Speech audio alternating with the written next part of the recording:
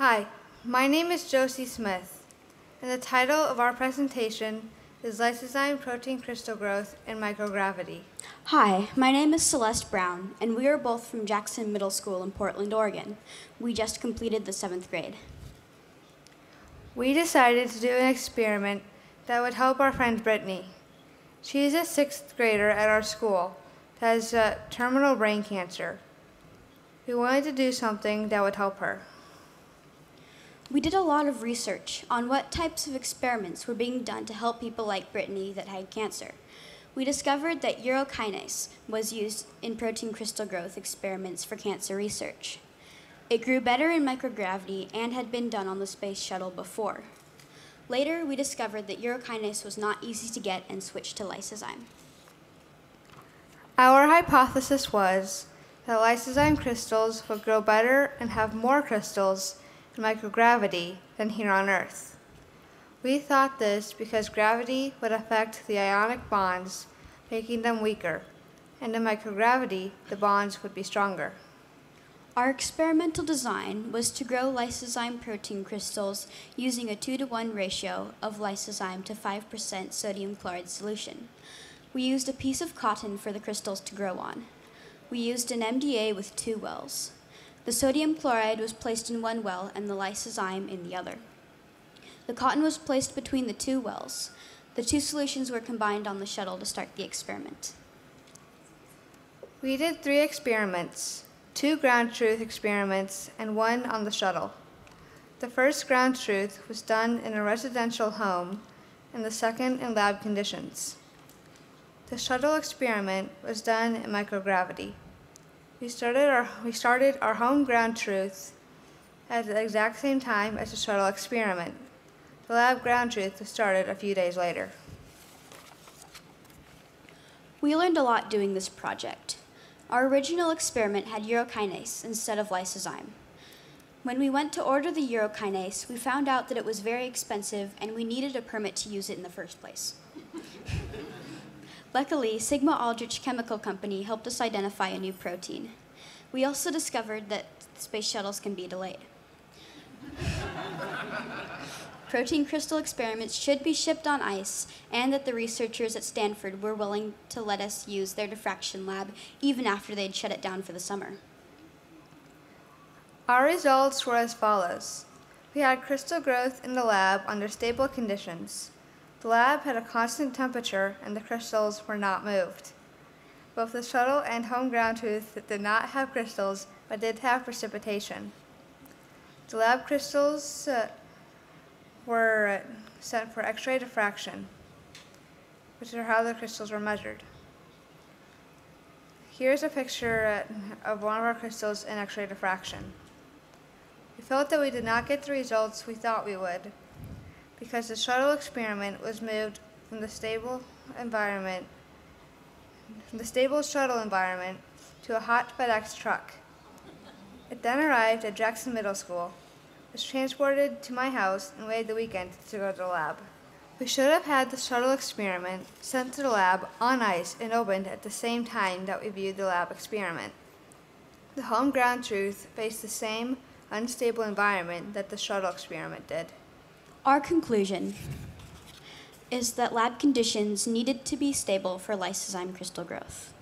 We may have gotten crystals on the shuttle, but because it was shipped in the summer and not on ice, the crystals may have dissolved. Because of this, we were unable to test our hypothesis. We would like to say thank you to everyone that ended up helping us. First, Dr. Eric Guo, Senior Scientist at Oregon Health and Sciences University, without whom we would not have been able to grow crystals or do the X-ray diffraction. We would also like to thank the Sigma Aldrich Corporation. They helped us find lysozyme. The SLAC, National Accelerator Laboratory, deserves thanks for letting us use their lab for X-ray diffraction. And of course, thank you to Mrs. Kelly and our parents. And thank you for SSEP for this amazing journey. Any questions?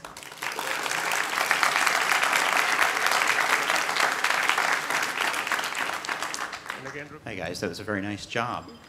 Can you tell me how you decided on the 2-to-1 ratio for your protein to sodium chloride?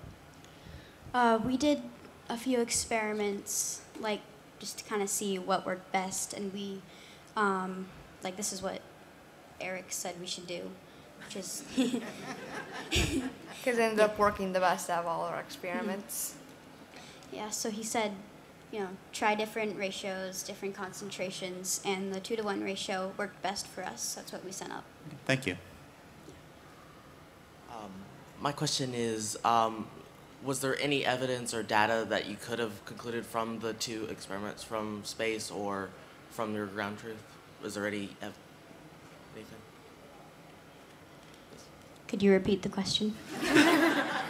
Did you guys have any data from the space experiment or the ground truth experiment that you guys had?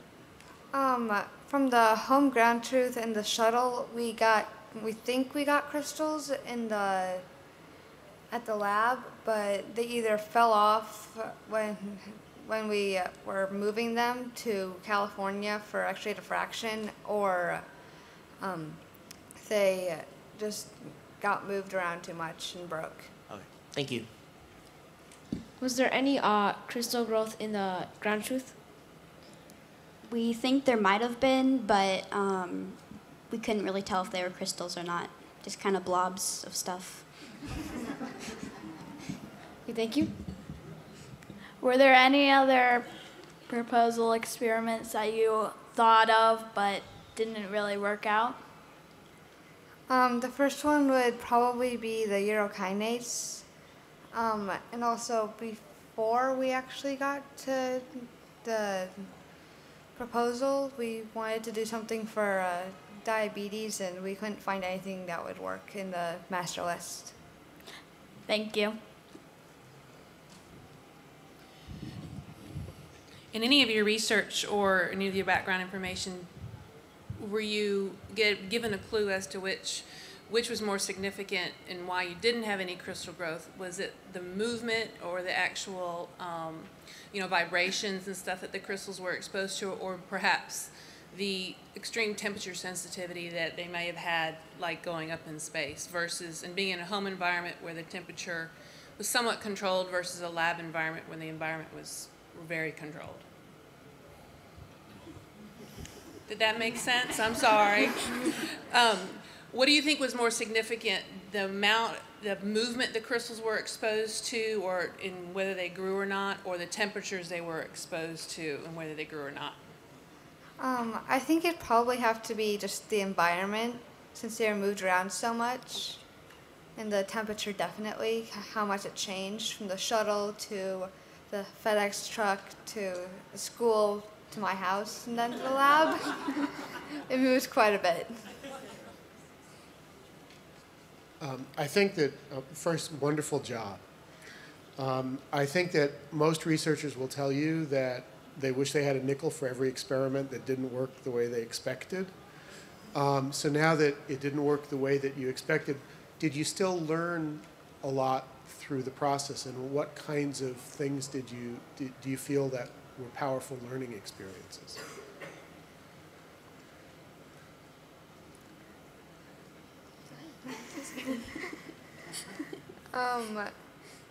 I think basically if we could try this experiment again, we would try shipping everything on ice so we could actually get everything that came off the shuttle instead of having it deal with all the uncontrolled environments and temperatures that it had to endure when it was trying to get to the lab.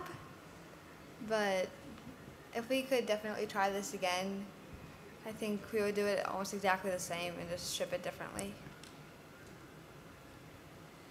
So to help your friend Brittany, what were you hoping to get out of it versus what you actually got, like results-wise? Well, first of all, we wanted to actually get crystals because we were going to use them as potentially a drug target for cancer because lysozyme could be used for that, and it has been used for that kind of stuff before. All right, thanks again for an excellent presentation.